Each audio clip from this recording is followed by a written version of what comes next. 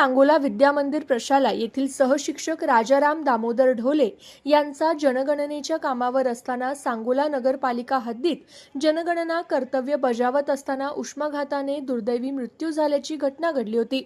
आज पुणे विभाग शिक्षक मतदारसंघाचे माजी आमदार दत्तात्रय अच्युतराव सावंत यांनी कैलासवासी राजाराम ढोले यांच्या कुटुंबियांची सांत्वनपर भेट घेऊन आधार दिला।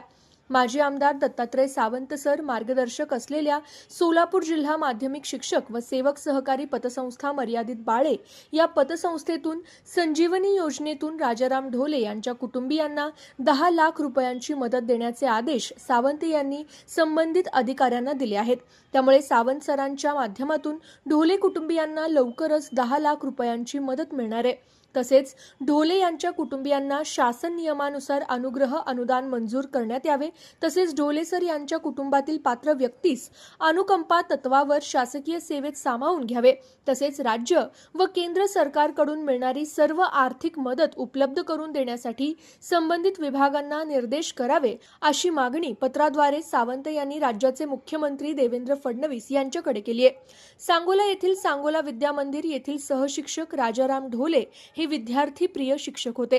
त्यांच्या मृत्यूमुळे संपूर्ण सांगोल्यासह शिक्षण क्षेत्रात हळहळ व्यक्त केली जाते।